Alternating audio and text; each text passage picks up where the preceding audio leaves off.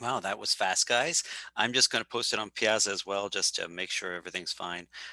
Sorry about that. Do so many things.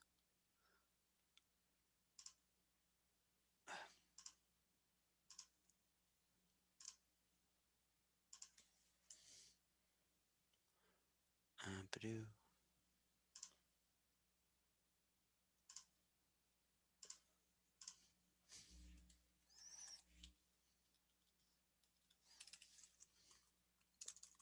Don't the old link works? All right. Other logistics, and we're going to post. All right. Hopefully everything's fine. And we have a chat comment. This, Nicholas, should be a recur. I'm hoping it's a recurring meeting. The issue is going to be we had this, what, 2 weeks ago and a week before that. Every week on the Monday was designed to have a synchronous talk just to make sure, just in case you guys have any questions. Before we did it on OBS, and then my OBS used to overheat my system and cause me to have a thermal crash, and we had all these improvised Zoom meetings. I thought I had to set up a permanent link, and I didn't. So in case that's you're wondering what was going on with that, that's actually what happened here, at least in this case. I plan to do recurring meetings. I really was hoping to continue to do YouTube, but at the same time, since this one is, I'll have to make another kind of I'll have to make either another meeting or make other announcements for whether we move from Zoom, because Zoom is a pain in the bum. It works okay, but it's not quite as good as a properly streamed YouTube meeting, at least in my books. Maybe I'm wrong, because everyone just has their has their screen off and has their microphone off and sends chat messages, it seems. So I'd like to open the floor to people while we're waiting a little bit. What if for chat messages? Can you give me any kind of topics you really want to go over? Um, so my plan right now is to go over conditionals, but if you want to start jumping ahead and us discussing loops, I'm more than happy to do that. That's this week's topic. The assignment, the upcoming assignment would be covering loops of some format or another. But if you guys want to just do things to help you with this assignment, I'm all for it. I'm more than happy to help with that. So, all right, syntax for a switch statement. Oh, Omid, we're not doing pointers right now. We will make people panic and cry if we hit pointers right now.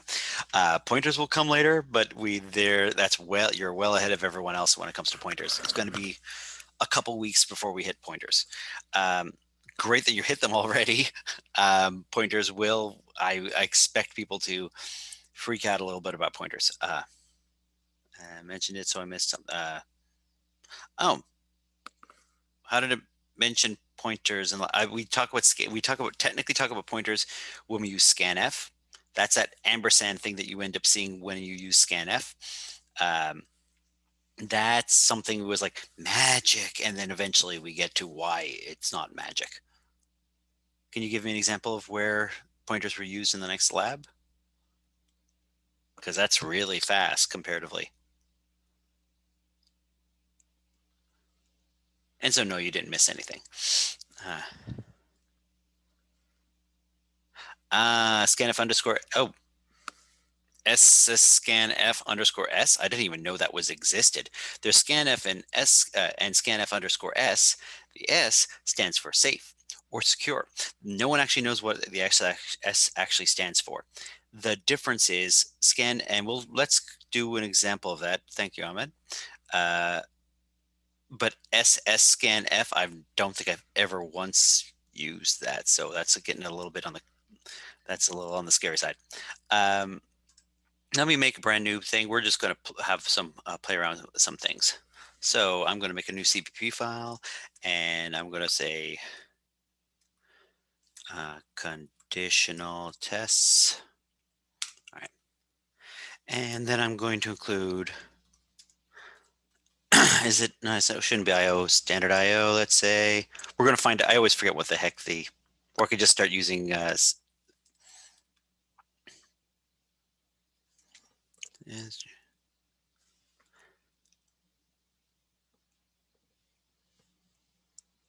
let's just throw that in there for right now. We're going to find out what I need to have in here. So int main, I'm going to throw in a main method because my syntax, I can't seem to type today. My hands must be cold. And as soon as I throw in a printf, hello world, we'll see what the heck I need to have here. This is one of the little workarounds. Okay, we have some error in here, and this should have given me the option to include that header file. Oh, come on. So it's not standard definition, obviously. Let's just claim this off and printf. Why isn't this leaving me my error message? That should hopefully do it. Yes, but I wanted to find out where that's actually defined. I always just either look it up myself or I use some of my already existing code. So, and then this should be, it's not IOStream, but IOStream would fill out that particular problem. That's not the right one, but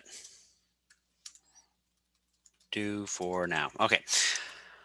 I wanted this, and let's try scanf, and I didn't even try the scanf thing. So let's make an int my val from. Oh, thank you. I've been flailing away here. Thank you for catching me on this one. Jeez, I'm ass. Okay, there we go. There we go. All of that talking was for this. What I was trying to do, if you overheard my little comments, was I was trying to figure out how the heck to get printf what the include library was. I don't remember these things. You probably won't remember these things. I want to perhaps overemphasize. Sometimes you won't remember certain things. That's okay. Sometimes your code won't work. That's okay. The point is you will not have perfectly immaculate code that just plops out. You do a little bit, test it, make sure it works, move on to the next part. What you don't do is try and put everything together. So my niece is having trouble. She has some programming things that she has to do in her class, nothing to do with computer science. She's doing, I think, some kind of biology, health sciences degree at Waterloo. And she has to do some programming for that. And she's like, oh my God, I don't get it. And everyone that's a programmer in the family goes like, did you do the entire assignment all at once? She's like, yeah.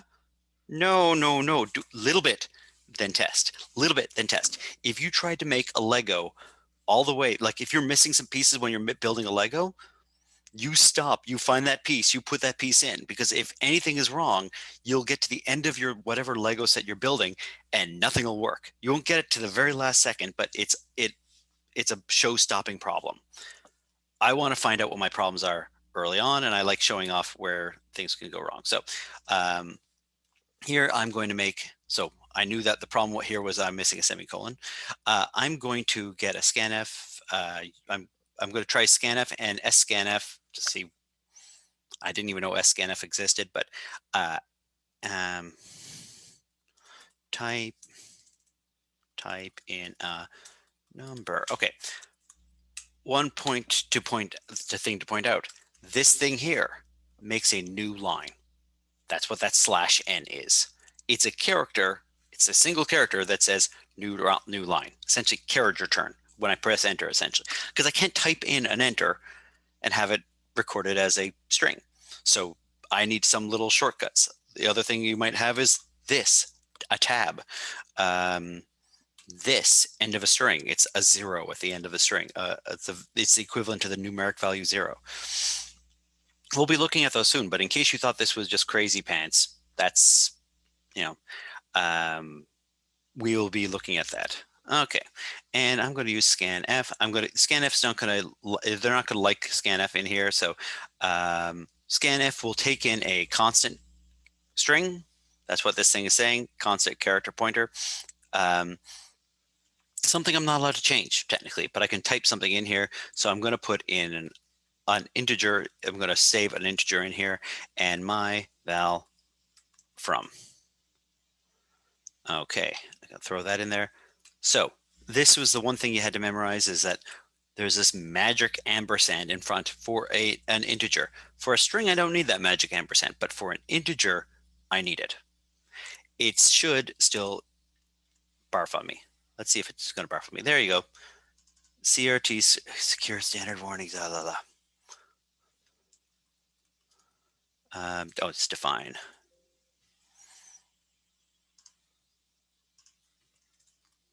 Oh my God.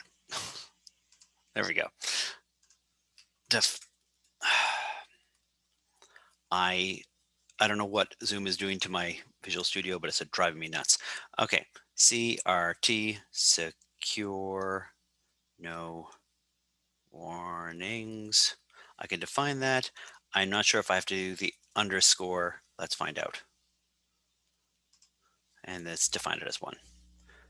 This is a bit of a memorization step for you guys. There's no need for you to try and remember it, but okay. Return value is ignored. Scanf is supposed to return an integer. Okay, so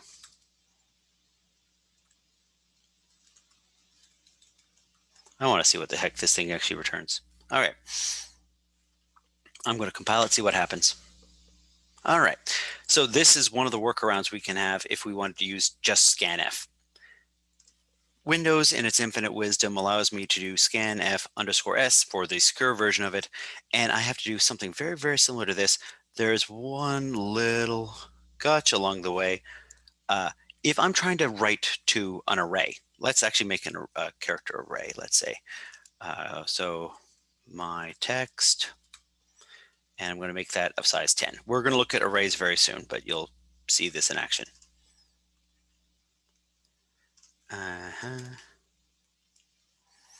And I want to do, it's just going to be this. And then I need to say how big this thing is. And I got to make sure that the order might be wrong, and I'm going to find out the hard way.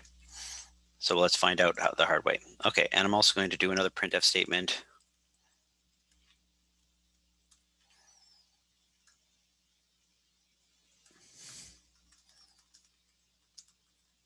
Let's say 9. 9 character string. Okay. No spaces. All right. And that's going to be a new line. All right. Let's build this and see what happens. It might blow up in my face. We're going to find out the hard way. I'm also going to return, well, this function itself is going to return a value. So I'm just going to return a value at the end. So far, nothing is really crazy. Let's do one more thing because I've never even tried this. Let's find out this. Ahmed was talking about this. I have never even used this. So it is going to take in a character buff, constant character buffer, the character string format. Oh, this is going to, oh, I know what this does. This is a weird, this is like sprintf. Okay, we'll see this in action. Let's do, let's do that. So I'm going to put this thing here. I'm going to go my text, I'm going to have the character format, and I'm going to have hello world. That's too many characters. Hello, probably too many characters at least. Okay. This is, this is going to take something from the user and put it in. Oh, that actually work. I have to look into it. This will, so what this is going to do is it's going to dump text into this particular buffer, presumably from the user directly. But how is that different than scanf is the question. I'd have to look into that a bit more because that is something weird. I haven't actually used this function myself. So this, let's just put the kibosh on this one. We will not be using this. This is the S at the front is for a string. It is doing some string instead of using scanf, you're taking from a string and I think putting it into another string. But how is that different than sprintf? I'm not sure. So there are some weird, quirky things about this. This is something we're not going to be even talking about. So scanf underscore s, nope, that's a no-go, but the scanf underscore s, that's perfectly fine. So let's have a look at both of those right now. And I want to make sure that we're doing okay I don't see the chat window. So, okay, I've compiled. I'm going to run it, see what happens. And yeah, we're just going to see what happens. Hello world, type in a number 4. All right, let's see what happened. What is myval from? The variable myval from is now the value 4. I've stopped my program exactly at this line right here. And so I've done this line, I've done this line. Val to C, by the way, gives me the value 1. What does it mean? It should be, I do believe it's the number of characters or number of things it's taken in, inputs it's taken in. So I could take in a string of 20 characters and val to C would be the value 20. Since I have one number I'm taking in, it's value 1. I've only taken in one element. The variable itself started off as not defined or it's not set to anything, and now it's the value 4 because I typed in 4. I'm going to then do type 9 characters, no spaces. Let's see what ends up happening here because I need to figure out what this thing is going to do. Let's find out if it blows up in my face. Okay. Hello. All right. Did it actually work? It seems to have worked okay. Let's put a breakpoint down here. Remove this breakpoint. Let's run it again. 4. Hello. All right. Let's have a look at what my text says. It's now the value of hello. So my parameters are this will take in, it's asking for something. It's asking for, in this case, a string. Parameter number 2 is where it's going to go. In this case, it's an array of characters. It's a string. Here's the gotcha in here. It says a maximum you can put in is 10 characters. So let's find out what happens if I try it with more than 10 characters. Let's find out. Okay, so we're going to continue. We're going to close this off. We're going to run it one more time. 4. Okay, let's make it 17. Sure, doesn't matter. And hello, more than 10 characters.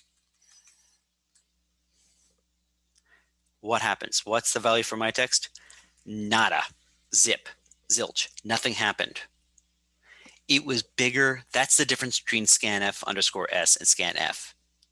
If I try that with scanf, what's going to happen? It's going to merely fill in the 10 spaces and then start stomping on memory afterwards. If I'm unlucky. If I'm lucky, it'll blow up in my face. That's the difference. The underscore s says, I'm going to take in an extra parameter, which is how big this array is, how many characters I can take in. When we look at arrays this week, you'll see this. You'll see what arrays are. It's just a big chunk of memory. So if I start filling in the memory and I go past how big that memory is, I'm stomping on other parts of my program. That's why it's dangerous. That's why this S is for safe or secure. And so this should be the better solution. Alex had there was a bit of a issue. Everybody has different systems, and so one of your TAs, his scanf underscore s wasn't working at all. He didn't have the updated whatever the library was, and so he was getting an error for a lot of your programs when you used the correct function, which is scanf underscore s. If you able to get scanf off the ground, great, also correct. I'm not freaking out about those two options. The underscore s was, if you're doing Linux, I think if you're using a Mac, maybe scanf is still, sort of the default. But if you're trying to Visual Studio and you try and use scanf, it's giving you an error message saying it's not correct. And that's what I was trying to avoid. I wanted sort of a simple approach. But if you want scanf or scanf underscore s, they're both fine, at least from my perspective. You will have people with very differing opinions, very strong opinions on this one. The benefit of this is saying, look, if you go more than 10 characters, more than the size of the array that I'm putting stuff into, right? If I'm trying to put in 15 characters and my box only holds 10 characters and I'm trying to put 15 characters in, don't take anything. Just ignore the input. Don't blow up. Just ignore the input. That's what the underscore S does. Okay, I want to do one more just because I'm curious to see what's going to happen here. Let's do this. And I'm going to get rid of the underscore S. I'm going to get rid of the 10. All right. So, and then I'm going to compile it again. We're going to, okay. So 17. Hello. I'll have to do it again. Hello. Did it actually break something here? Oh, it took the whole thing afterwards. And yeah, and it merrily went well past its worst case scenario. It kept on going after the 10. It stopped. It stopped me from typing in anything more. And then it put the rest of the characters in a my text. And I think I went past the actual upper limit to how long that text is. And I'm going to get some weird errors. It's bad. It's not like subtly bad. This is bad. There's no safety checks or anything. Like C is famous for back in the bad old days, you couldn't safety checks took too long. And so a lot of the times you would just get your programs, they're going to crash in weird, horrible. There you go. There's the exception thrown. It's a corrupted array. Why? Because I went past the end of the array. I just kept on going, stomping on random data. It's corrupted array. And you'll get it at the end of your program when you close off your program. Not where the problem was, at the end of your program. That's why we have asserts. That's why we test our code. That's why we are going line by line through our code. That's why we put breakpoints down. For crap like that. Okay.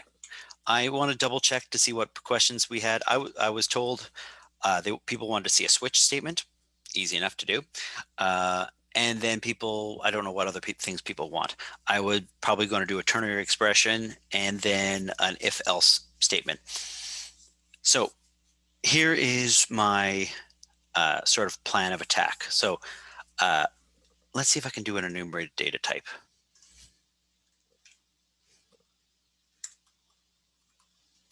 Enum.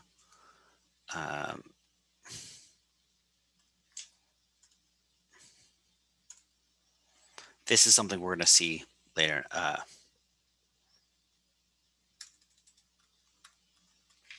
Okay, and mouse is equal to 0. Let's see if that's going to work for us. Maybe it's a comma. I think it's a comma. Trackball and finger and pen. Okay, let's see if that's going to work. This is an enumerated data type. I look up the syntax all the time. We're going to do this for assignment 7. But effectively, this is what we end up getting. We get mouse is equal to 0 is equal to the value 0. If I type in the word mouse, I will get the value 0. Trackball is equal to 1. Fingers equal to value 2. Pen is equal to 3. All right. That's what we would expect for this sort of thing. So let's actually make one of these. And I'm going to stop my program here and get rid of this thing. Okay. So I want input type, my type. Can I just do pen? I think I can. All right. So this is an input type, and it's just a pen. Like I have a pen. This is something we don't pick on a lot in this course, but it's nice for switch statement. So that's why we're using it. So I have 4 different input types that I could have. They're an enumerated type. So mouse equal to 0, trackball is equal to 1, fingers equal to 2. Like you can just keep on adding values in here. If I have a set of numbers that I want one after the other, this is great. So I have the shotgun, I have the assault rifle, I have the submachine gun, I have the handgun, I have what's the other, and sniper rifle. That would be Mass Effect if anyone's keeping track of what video game I'm talking about. Yeah, it's an old game. I love it. Anyways, right? You can just enumerate it, do enumerated data types. Sometimes you want to have an ordering of things or a set that you can count. Okay, so let's try this out. I'm going to make a brand new function, and let me see here. I'm going to have a void function print input type, and it's going to take in an input type, which is just a number, right? Type. And what I'm going to do is for every input type, I want a switch statement that I'm just going to go from input to input to input, like which input I'm looking at, and print off a value. Okay, so switch, I'm checking the type. Switch statements, were at least for now, they have expanded switch statements since when I was actually an active developer. So I haven't learned the newfangled ways of doing switch statements. There are ways of doing switch statements where you're doing conditionals, where it's in this range, for example. Old school switch statements, what most people use for switch statements are it matches it or it doesn't. Is it this number or is it not? Okay. So case. And so what I'm going to have is for every single case, so case mouse, I'm going to do a printf statement, and I'm going to intentionally make an error just to see if you see what the problem with this is. Okay, the input is a mouse. Okay, I'm going to put a new line on this thing. Okay, case trackball. Notice the colon at the end tells me this is the next switch statement. So case, and then there's a colon at the end. Printf. And again, I'm intentionally doing something wrong here. I'm going to copy and paste because I'm lazy. So very lazy.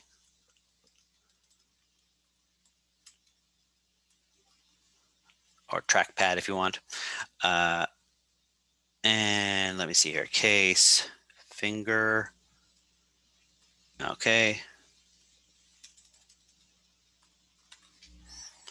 And I could do case pen. But the question is, are there any cases I'm leaving off? Well, one of the things I could do is say default everything else. If you have 15 other different cases, you'll get this default no matter what. It's the, in case I haven't covered this yet, I will do that. Okay. And I'm going to just print off this one. Put is a pen. Okay. That's the switch statement. Okay. And then I'm not returning anything. So great. And then let's print input type with this thing here. Okay. My type. And let's do a couple more of these things here. My type is equal to finger. And I'm going to print off the same and do the same call again. And my type is there.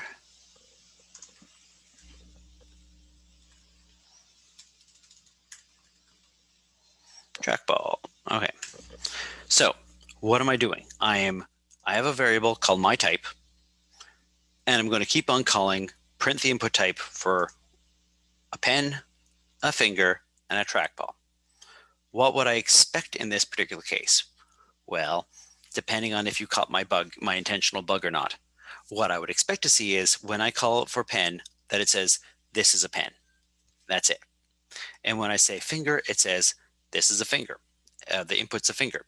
And then when I say trackball, it says that input is a trackball. Okay, so let's also, can I do one more thing? 17. What you'll find out is pen is exactly equivalent to 0. Or is it pen that's equal to 0? No, mouse is exactly equal to 0. Trackball is exactly equal to 1. Finger is exactly equal to 2. Pen is exactly equal to 3. Anything that is not one of those numbers, I cannot call it. It's not the proper input type. They're not numbers. They represent a number, but they're a very limited range of numbers for an enumerated data type. But so we're going to get rid of that.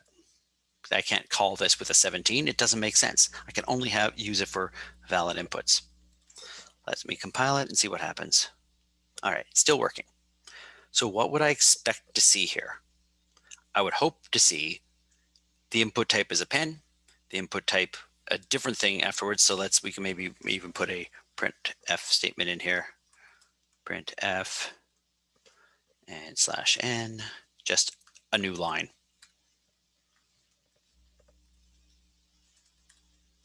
There you go. Just so I know, or maybe put some dashes or something in there. Dashes. All right. What I would expect to see is input type is a pen, input type is a finger, input type is a trackball. It's not going to work. Okay, hello. All right. What did I output? Let's go back to my thing here. Input type is a pen. Hey, great, working so far. Input type is a finger, input type is a pen. Wait, what? Input type is a trackball, input type is a finger, input type is a pen. What? I called that function once and I got three different inputs, three different outputs. What the hell is going on? Well, let's go back to my switch statement. Notice what I'm missing. When I get to, let's say, mouse, I'll get to this line. So if the input type is a mouse, I'll get here. I'll check my switch statement. I'll go to the first one. Is it a mouse? Yes, it is. And then I will do every single line afterwards. I will do this line, then I will do this line, then I will do this line, then I will do this line. If I said trackball, I go this line, then this line, then this line. I cascade down. That's the weird thing about a switch statement. It's on purpose. It's designed that way so that you can keep going if you found one right condition. But it screws up so many people. If I have a return or if I have a break in here, I'll stop. But if I don't, I will just do the next line, and then the next line, and then the next line. Essentially, if mouse is true, trackball is also true, finger is true, and every default is true. It's just it's weird how it works. So what I need to do is break out of my switch statement. That's a special term for break out of my switch statement. Break out of my switch statement. I don't need to technically break out of my default because where else am I going to break out to? It's just me getting out of the switch statement. Okay, that gets me out. The break gets me out of the switch statement. Out of switch statement. I'm going to do one thing different.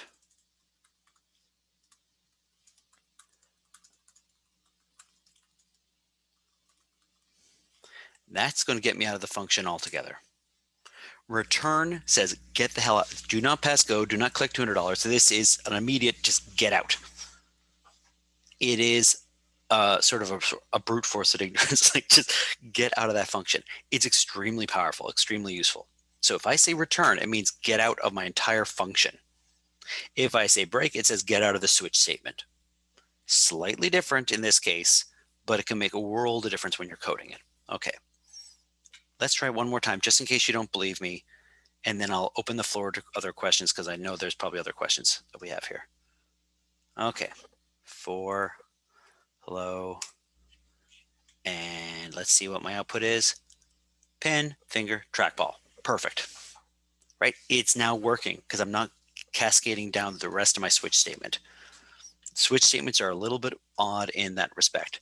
They have a switch. Normally I have a number or something like that. I can't put a double in there. I can't put something that's like 3.145. No, I need something that I have to exactly match. Is it equal to this character? Is it equal to true? Is it equal to the number 14? Whatever the case is. It has to be something I exactly match. And this is, does it exactly match this? Does it exactly match this? Does it exactly match this? Anything that it doesn't exactly match goes into the default. If I put a default in. And within the switch statement, by the way, I'll show you one other weird thing. Oh, switch statements can be a pain. Int I is equal to 0. It should barf at me. There it goes. The other gotcha in switch statements. I cannot declare variables inside of this switch statement.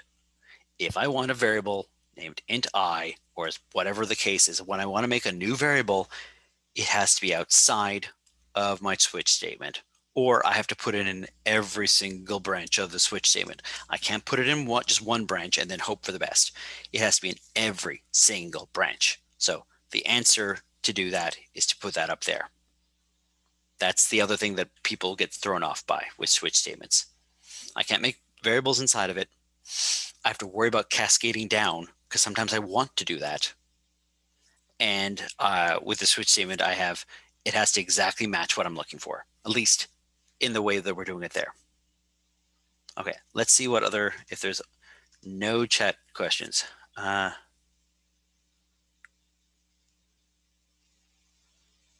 I made it after 7 decades later. Breaks. Yes, they're meant to be breaks. Thanks. Nice. But I'm having trouble getting it to return a character like V. Okay. Are you declaring variables in conditionals? Okay. Yep, we can do that. Great. And character like V or something like that.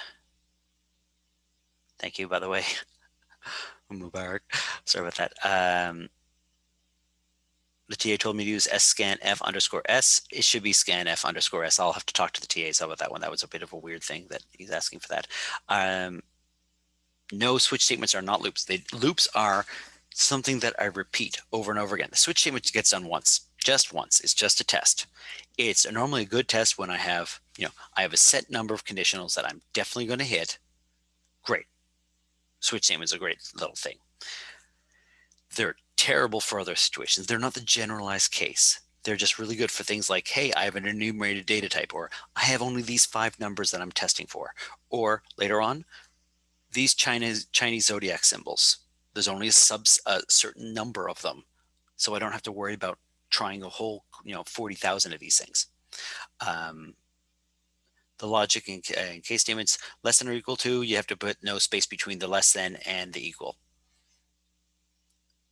So let's declare some variables in functions. The less than or equal to sign, though, and look, so declaring a variable in a function, and I also need to have a character that I want to return, like the character V. All right, so let's return a character, and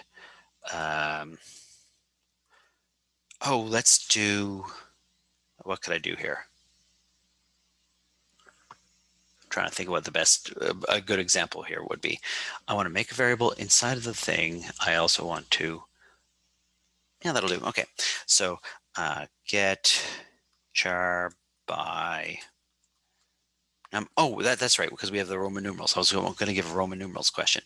So we're going to pretend with an if statement, not with a switch, because if I needed a switch, let's say, well, I could, let's say,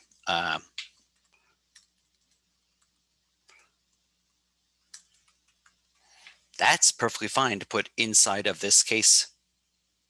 I could have, if it's equal to 50, return L, I guess, right? Quotes around the L, or quotes around a V. And it would be something else than what we're looking at here. So I'm not sure if you want a single character. I think you actually want a character string. So this is what sort of thing we were looking at before. Get character by number, and let's see if I can do something different than this.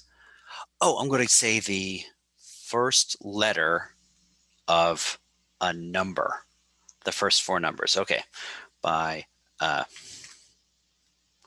get first char in number. Okay, and we're going to say numbers between 0 and 4.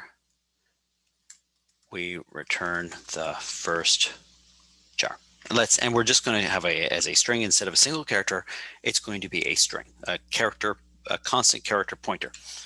We'll look at that soon enough, but we'll see it in action. Okay, so I'm going to take in some unsigned int my num. Okay, here's where I'm going to do. Let's do some fun stuff here. I am going to do we can do a ternary statement afterwards. Okay, so if my num is equal to 4, return f, right? Else if, so if I don't go to that condition, else if, it's an if statement as well. So I have another conditional. I'm testing to see if this thing is true. My num is equal to 3. returning the character. I'm just returning the first letter in the written out version of 4, 3, 2, 1. Okay. Let's say first. Yeah, let's say first character. All right.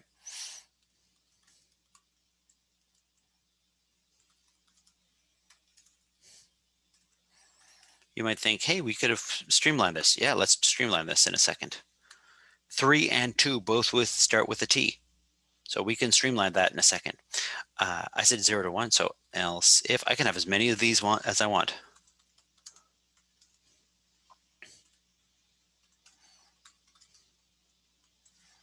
I'm going to return 1, else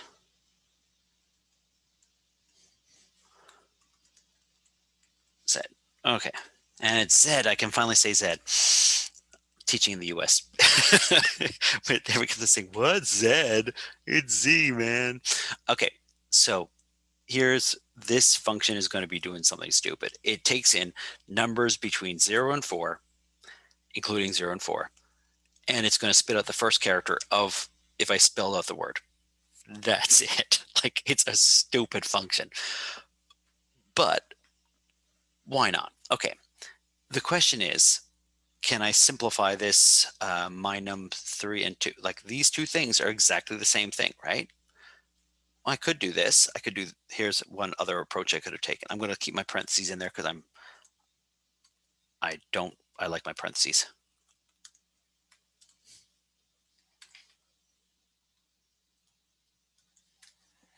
If it's a 2 or if my number is equal to 3, then I'm going to return T. Logically, it's exactly the same thing. If it's this case or it's this case, I'm returning T. It's the same as if it's a 3, return a T. If it's a 2, return a T. In this particular case, it's if it's one or it's the other, then return a T. What else could I have done? Let's do another version of this. Let's comment this out, at least for now. And else if my num is greater than or equal to 2, and my num is less than or equal to 3, that will do it as well. Same thing. Logic is slightly different in the fact that if I was dealing with doubles, it would work differently. I wouldn't have to have it exactly hit a particular value. Notice there's no space between this and this, right? It's just that number. That's possible. So this is if this is true and this is true, then do this condition. Up here, it's if this is true or this is true. So it's either a 2 or it's a 3. It's not both. It can't be both, but if it's a true or a 3, the or doesn't say that at all. It just happens how math works, right? If this is true or this is true or both are true, then do that condition. This is saying this is true and this is true. So here's me using a conditional in there with the same kind of input. This is me using an if else if condition. If I was doing it with a switch statement, it would be case 0, case 1, case 2, case 3, which is the reason why we had getting the largest value and the larger character and the smaller character, whatever I call it, right? So that you don't pass in 50 and 55 and 56, you always pass in a 50 or a 40 or a 30 or a 20. Because now you can use a switch statement and say, if 20, do this. If 30, do this. If 40, do this. Okay. You wanted a variable inside of this condition. Okay.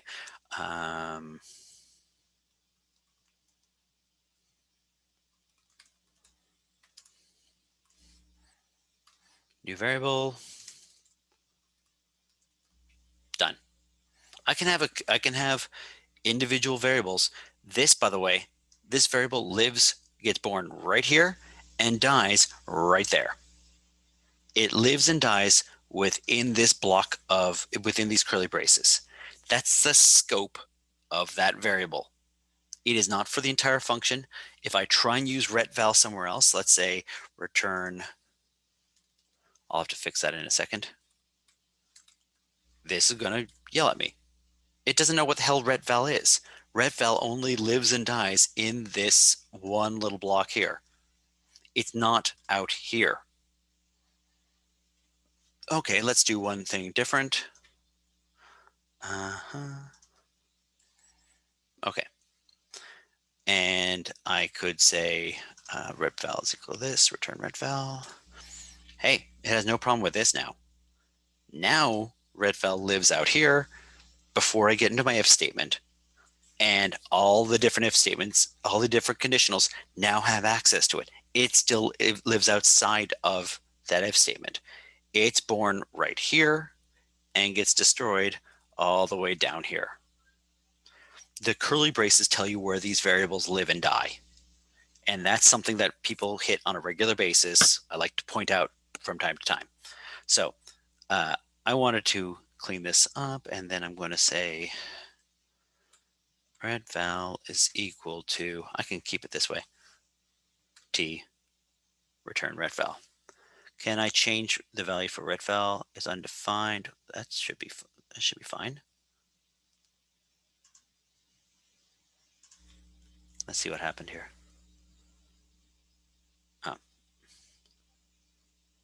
Capital versus lowercase. There you go. Boom. Okay. And the word return is spelled wrong somewhere. Return. Okay.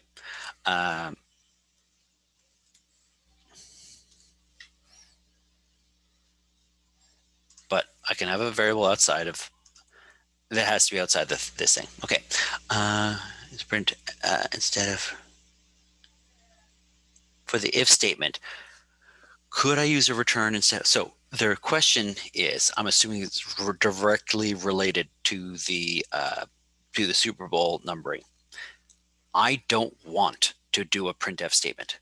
I can't use it. Once I do a printf, somebody else got it. It's on the screen. I don't have access to that anymore. So if I need to get, let's say I want to get the Super Bowl number and I want to print to a file. If I call it printf, I can't use my code anymore. If, on the other hand, I wanted to use it and print it to a file and then print it to the screen and then do like 5 other things with it and then do a search in a database for it, I can use that variable now. Printf to the screen means I just throw it away to the screen. Somebody else can see it, but I can't use that variable anymore unless I return it back. That function, it's like a game of catch. It catches some input and then it throws something back out. It throws it back to another function. It throws it back to your main function, whatever the case is. And if it doesn't, if it's not returning anything like this thing here, it's not returning anything. So if I wanted to have something other than the input is a mouse, if I just want to say mouse, trackball, this, and like have this text for this, and then do something interesting with the text later, I can't with this format. The only way to do it correctly is if I pass the string back out. That's the reason we had it doing it that way, because I don't want to have to know the order of things or figure it out some other way. Like, it's very limited in terms of, if I do a printf right now, if I do the Super Bowl printout thing and I do a printf statement, what if I didn't want it in that format? What if I wanted to combine it later? What if I wanted to check if the first one is equal to this and that? It severely limits my options. So the requirement of the homework is that it returns a character string, right? It returns something just like this. And if I'm not doing that, if I'm not returning some kind of character string, I'm not doing the assignment correctly. The instructions are very explicit that it has to be returning a character string, not just a printf statement, because that's extremely limited. And you'll see people do it all. Like, when I started teaching this course, I was getting people, and every single function that they wrote had a cn or like an input, like a scanf and a printf inside of it. And you're like, get that crap out of there.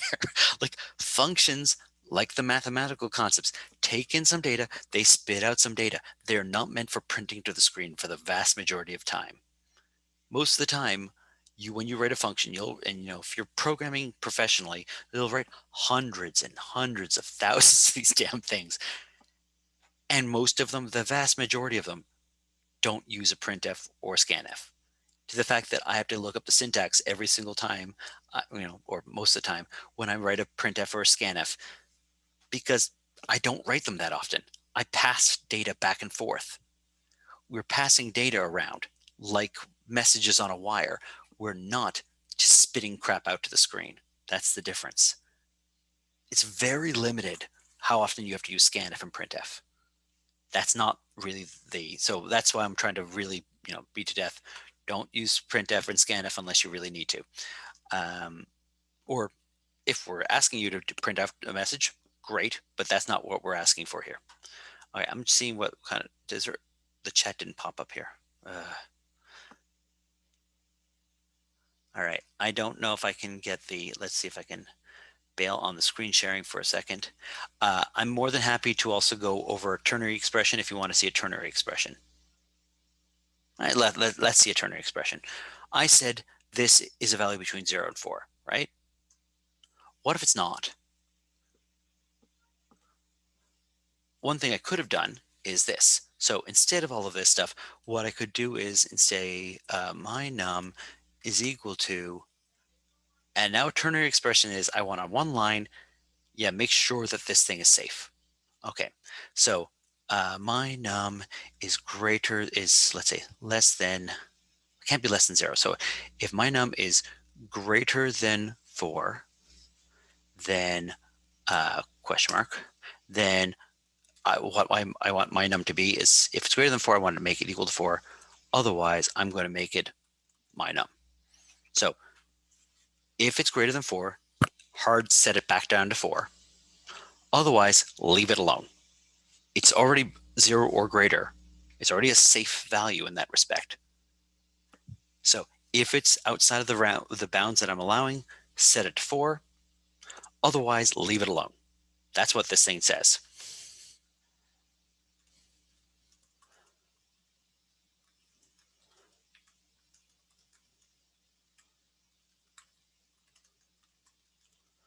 And there's a ternary expression.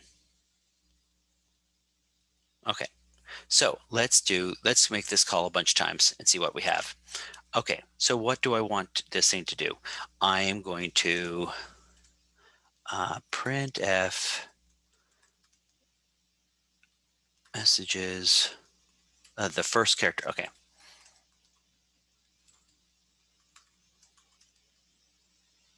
I'm going to do 3 of these.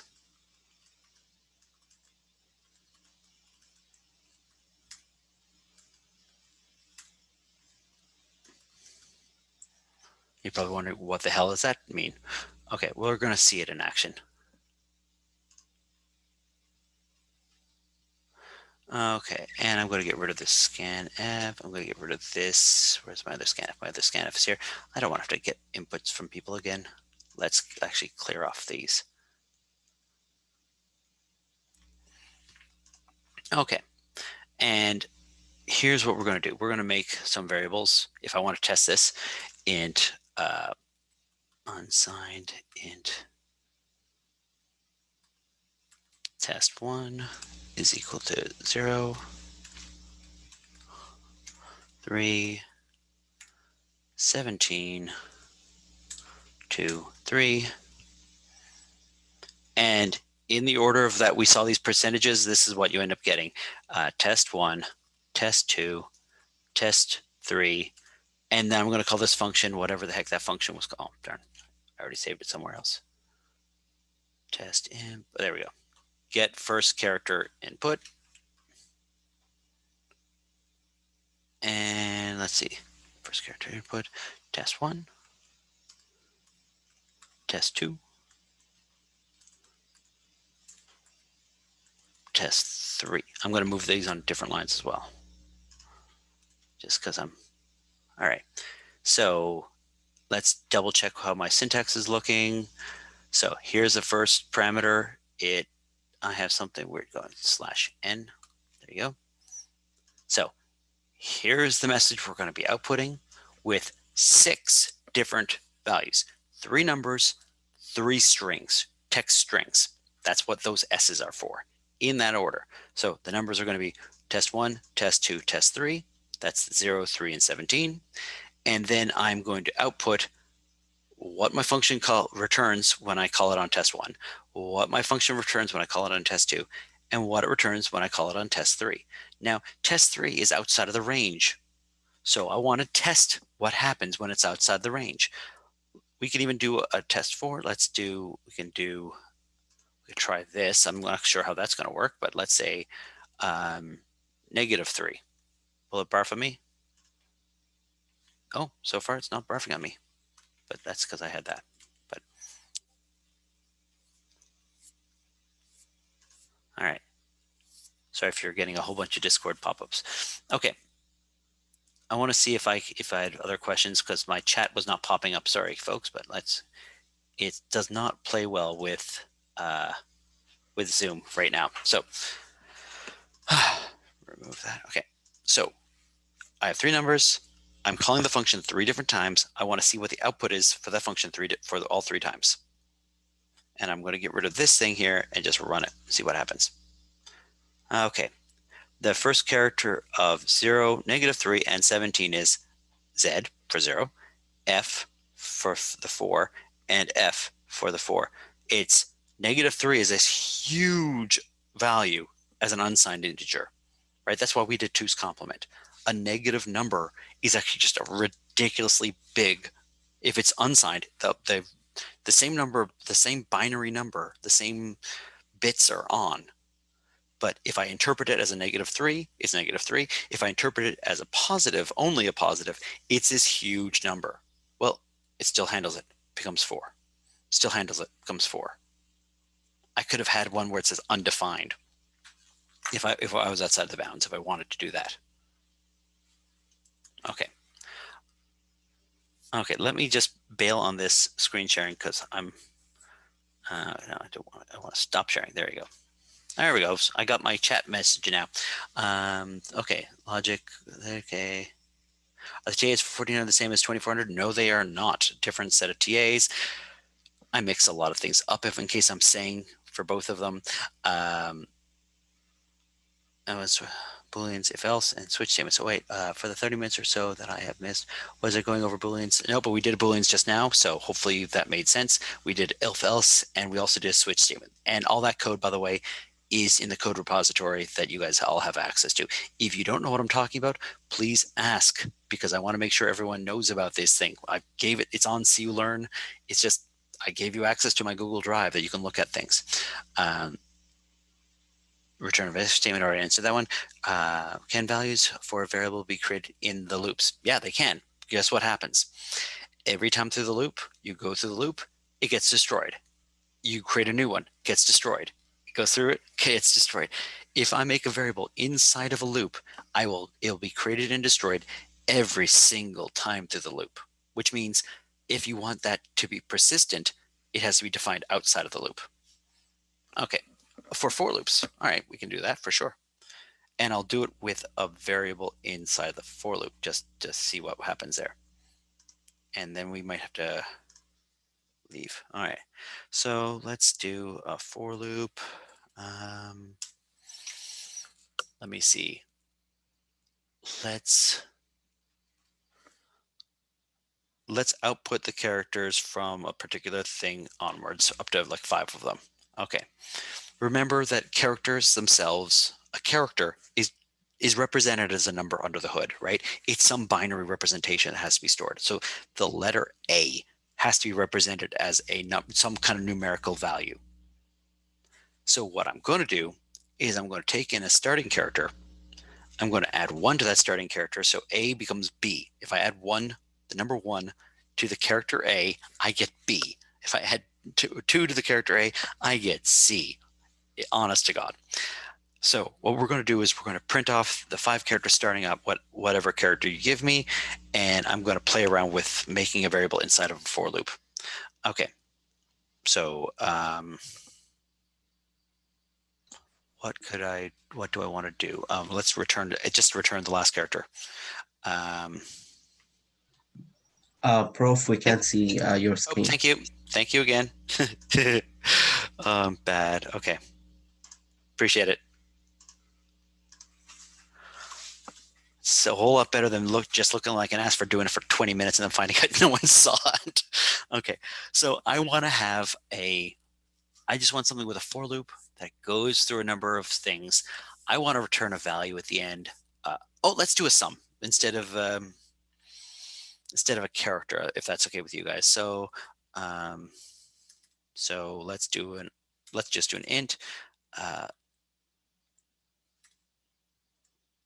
Sum next 5, let's say, and start. No. Okay.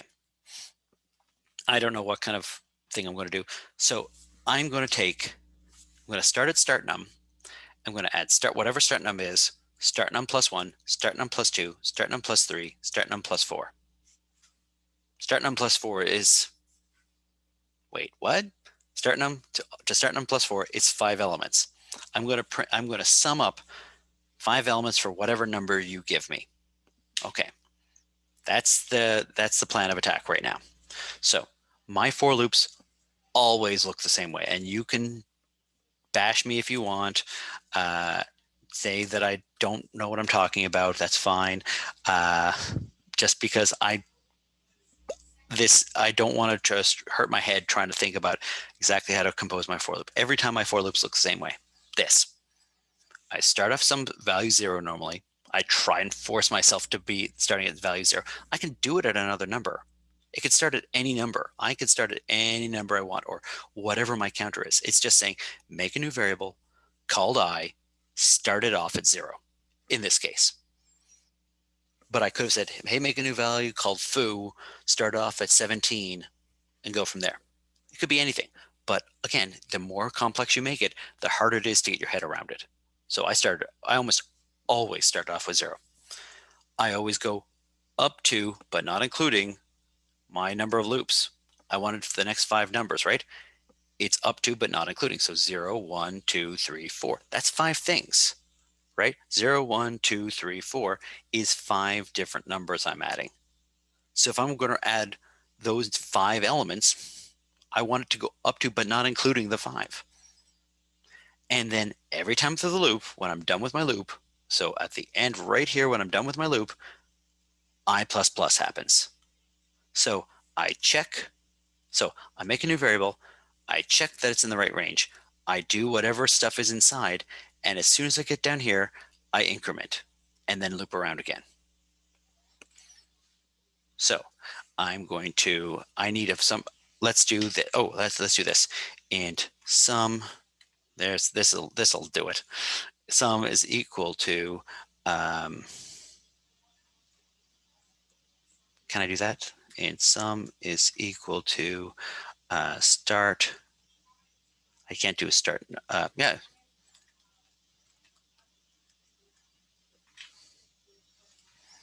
There we go. We'll do it that way. It's going to be bad all around. Start num plus I.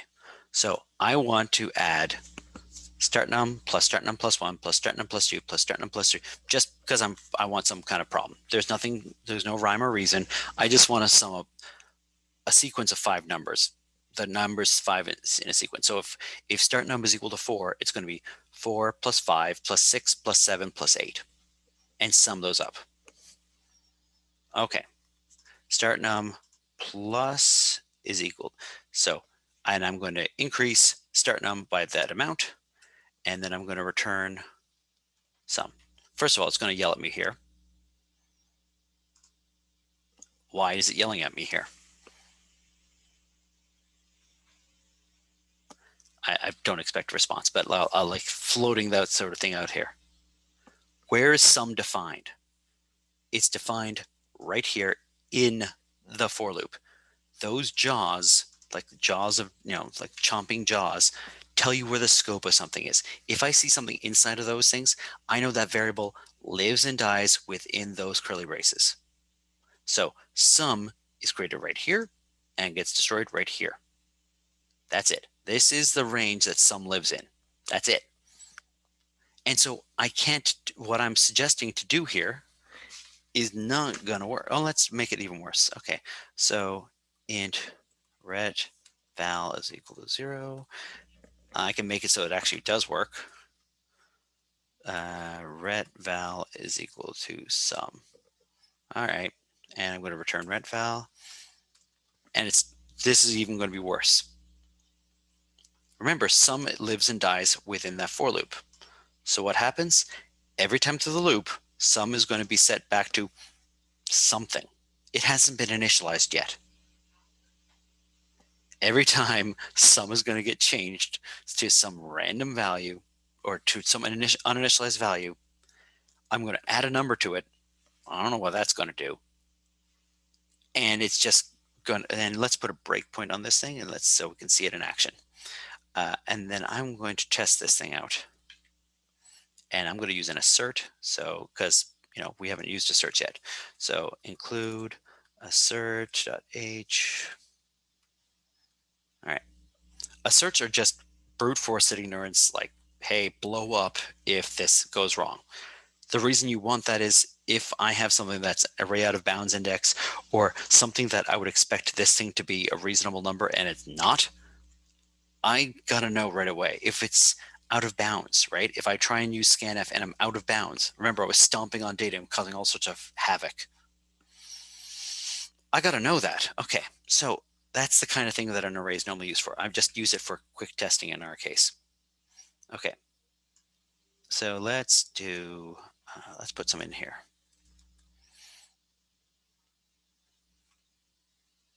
5 sum is equal to that. Okay, and I'm going to start at the value 8. So 8, 9, 10, 11. No, that's fine. 8, 9, 10, 11, 12. Okay, that's what this thing is going to sum, the next 5 numbers. And then I'm also going to, well, let's just stop it at that. We're going to see just how, okay, it's not allowing me to do that. Okay, damn, it's catching me on all the stupid things I could do. Sum is not initialized. It says it's not initialized, even if I had something. Oh, let's do that.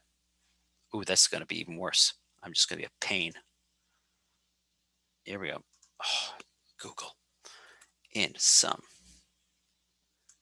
is equal to 0.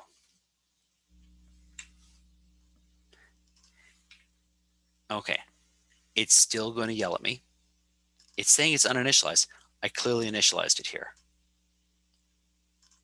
What the hell's going on? The answer is I have 2 different variables named sum. Why? Because I can, because it lets me. There's a reason for it, but it just, yeah, it can be frustrating. I always make different variable names because here is variable named sum over here. Here is a brand new variable named sum. If I talk about sum right here, I mean the one that I'm closest to, the one right here in this for loop, not this one up here, this one. And it'll merrily let you make 2 variables with the exact same name, and bad things will happen.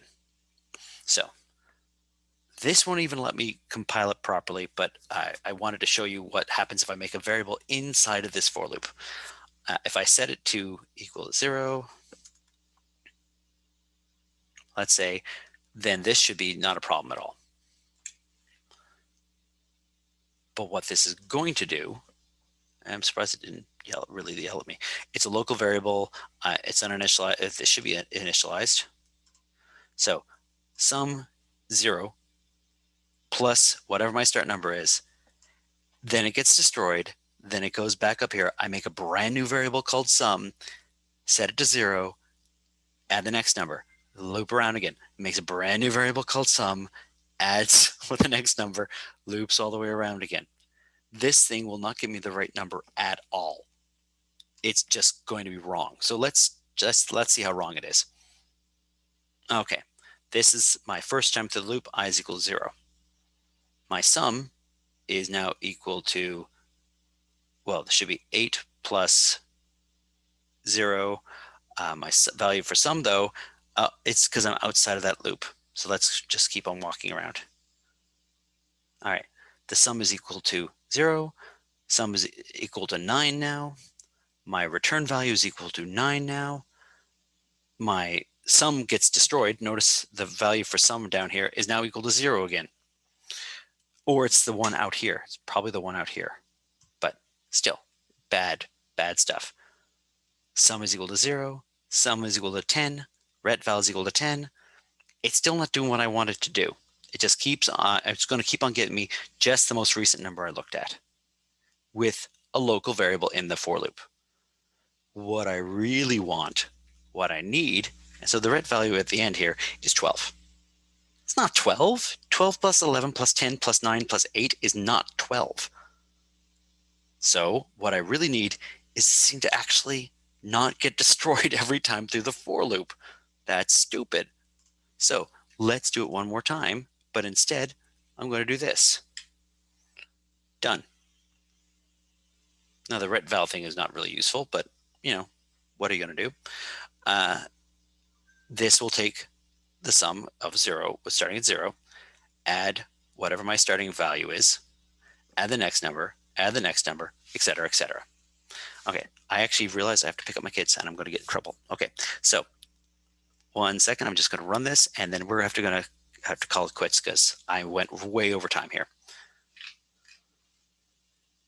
Let's go a couple more times. And my ret val at the end is equal to 50, which is the sum between 8 and 12. I'm assuming my math is right. Okay. That's what we're looking at. This is a for loop. This is how it gets formatted.